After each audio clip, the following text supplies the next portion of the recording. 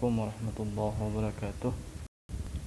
Innal hamdalillah nahmaduhu wa nasta'inuhu wa nastaghfiruh wa na'udzu billahi min shururi anfusina wa min sayyiati a'malina may yahdihillahu fala mudilla lahu wa may yudlil fala hadiya lahu.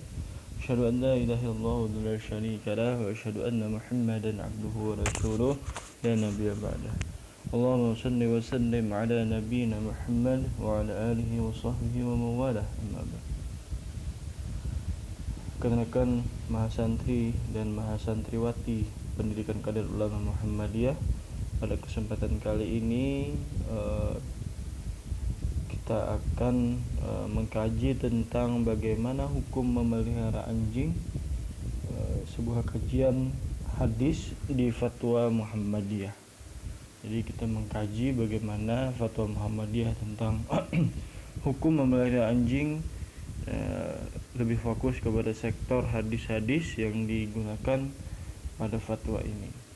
Nah, pada hari ini saya kirim lihat video karena ada beberapa hal yang saya siapkan, jadi harus lihat video. Semoga tidak mengurangi semangat kita dalam menuntut ilmu. Nah, baik, ada beberapa hadis yang digunakan sebagai dasar, sebagai landasan fatwa tentang hukum memelihara anjing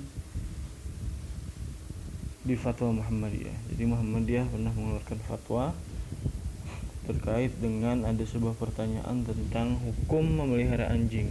Kemudian tim fatwa Majelis Tarjih dan Tajdid mengeluarkan fatwanya tepatnya sekitar pada tahun 2011. Jadi bagaimana ketika kita seorang muslim memelihara anjing, ya? Nah, di Palangkaraya sendiri banyak sekali orang-orang atau masyarakat yang memelihara anjing. Mayoritas memang sepertinya adalah non-muslim. Tapi apakah ada yang muslim? Mungkin kalian pernah menemui orang-orang yang kerjaannya adalah berburu. Kalau di bahasa Banjar itu ada binjangan atau sejenis rusa itu ya, sejenis kijang. Nah, itu maka biasanya dia muslim tapi dia memelihara anjing. Nah, bagaimana hukumnya kemudian? Kita lihat hadis-hadisnya. Hadis pertama, an Abi Hurairah anna Rasulullah sallallahu alaihi wasallam qala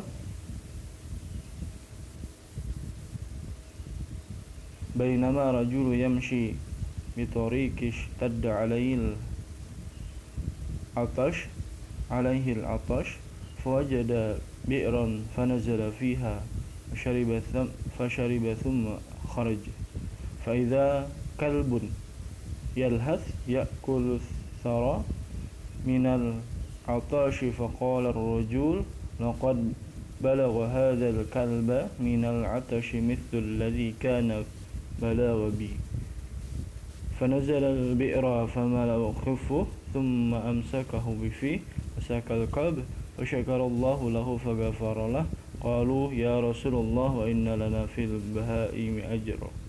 Nah, jadi kalau dalam bahasa Arab anjing itu kalbun, ya. Jadi hati-hati ketika misalkan berdoa, karena mirip dengan arti hati, kolbun dan kalbun. Hati-hati dalam menyebut, karena ada beda satu huruf maka artinya berbeda. Misalkan doa yang tentang minta kuatkan hati di hadis Rasulullah, ya muqallibal qulub, ya muqallibal qulub, ya, sabbis qulubana, sabbis qalbi ala dinik wa ala ta'alik. Jangan sampai sabbit kalbi, ya. Jadi misalnya itu teguhkan anjingku, artinya kalau membaca dengan salah itu, ya.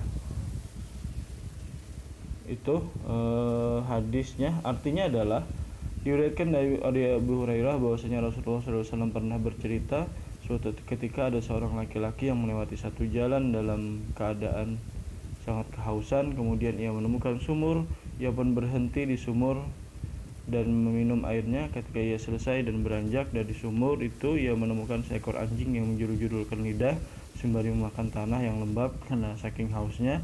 Si laki itu kemudian bergumam, anjing ini telah sampai rasa haus yang sangat seperti yang tadi aku rasakan. Ia pun kembali ke sumur dan mengisi sepatunya dengan air.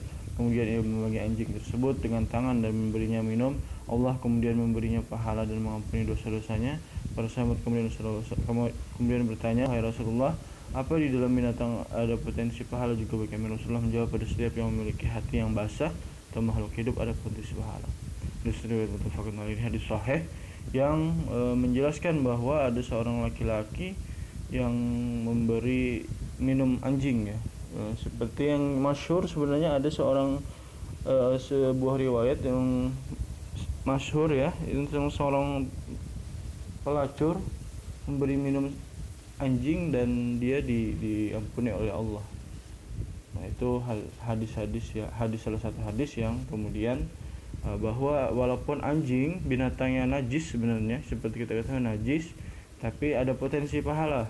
Ketika kita memberi minum segala macam, maka ada potensi pahala di dalamnya sesuai hadis ini ya. Hadis kedua, an Abi Hurairah qala qala Rasulullah sallallahu alaihi wasallam, man ittakhadha kalban illa kalba masyiatin aw saydi aw zar'in taqasa min ajrihi kullu yawmin qirat. Muslim Abu Dawud. Diriwayatkan dari Abi Hurairah, ia berkata, Rasulullah SAW bersabda, barang siapa yang memelihara anjing kecuali anjing untuk menjaga ternak, berburu dan bercocok tanam, maka pahalanya akan berkurang setiap satu hari sebanyak 1 kirot. Nah, jadi orang yang memelihara anjing ya, akan berkurang pahalanya seperti 1 kirot. Itu bagaimana ya, 1 mangkok apa ada kirot itu istilah wadah gitu ya. Nah, kecuali untuk menjaga ternak, berburu dan bercocok tanam. Jadi ada pengecualian. Misalkan orang yang memang berburu tapi harus menggunakan anjing ya, seperti yang saya sampaikan di awal tadi, maka ada pengecualian terhadapnya. Atau menjaga ternak ya. Itu hadis kedua. Yang hadis ketiga, an Abi Umar radhiyallahu anhu an Nabi sallallahu alaihi wasallam, man qatana kalban laisa bikalbi masyiati aw dariyatin qasa kullu yawmin min amalihi qiratan. Ini hadis yang hampir sama matannya, tetapi beda yang meriwayatkan. Kalau tadi yang meriwayatkan adalah satu Imam Muslim dan Abu Dawud, terus sekarang ini adalah Imam Muslim dan Bukhari yang meriwayatkan. Jadi Imam Muslim meriwayatkan dengan redaksi agak berbeda ya, tapi intinya sama. Ketika Ibnu Umar, nah ini dari Ibnu Umar tadi Abu Hurairah ya. Dari Nabi sallallahu alaihi wasallam, beliau siapa yang melihara anjing selain anjing ternak dan anjing untuk berburu, maka berkurang setiap hari dan perbuatannya 2 kirot. Nah, itu di sini hanya ternak dan berburu, sedangkan tadi ada bertani ya. Itu ada perbedaan, tetapi kedua-duanya sama-sama sahih. Kemudian hadis 4, an Abi Thalhah Al-Ansari qala sami'tu Rasulullah sallallahu alaihi wasallam yaqul la tadkhulul malaikatu baitan fihi kalbun wa la tamathil. Al-Bukhari Muslim.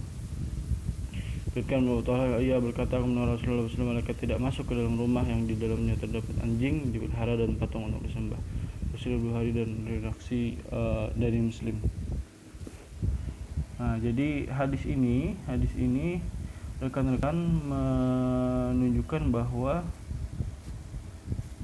ada dalam hal ini suatu catatan kita perlukan, bahwa malaikat maut dan malaikat pencatat amal pembuatan manusia juga tidak masuk ke dalam rumah manusia yang memelihara anjing, sehingga pemelihara anjing berada pada zona aman. Ghairu mukallaf, malaikat-malaikat tersebut tetap menjalankan tugasnya. Itu di fatwa ya, bunyi fatwanya. Artinya sebenarnya ini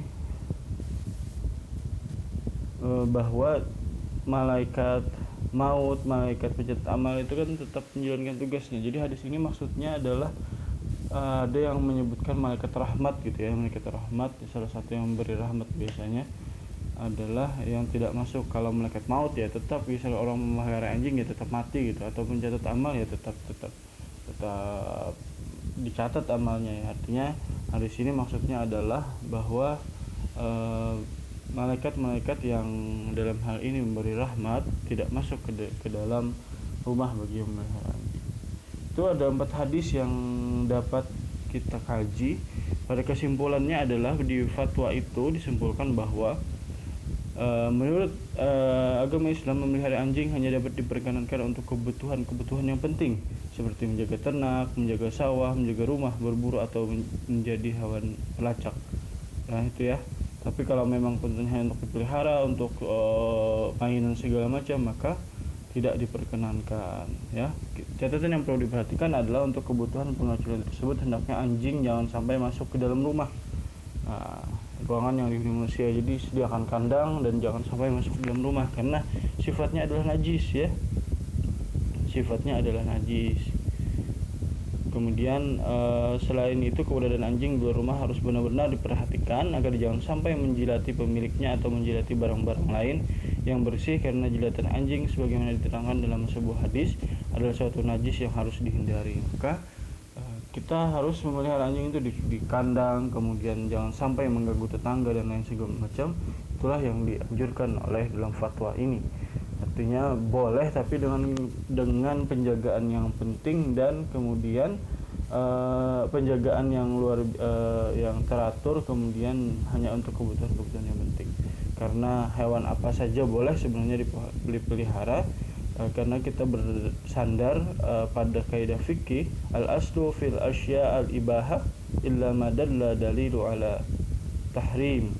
Artinya pada dasarnya segala sesuatu itu boleh kecuali setelah ada dalil yang mengharamkannya. Ada beberapa hewan yang mungkin tidak dipelihara seperti di hadis-hadis dan juga Al-Quran disebutkan. Salah satunya hewan yang menimbulkan bahaya atau kerusakan seperti ular, singa, dan harimau.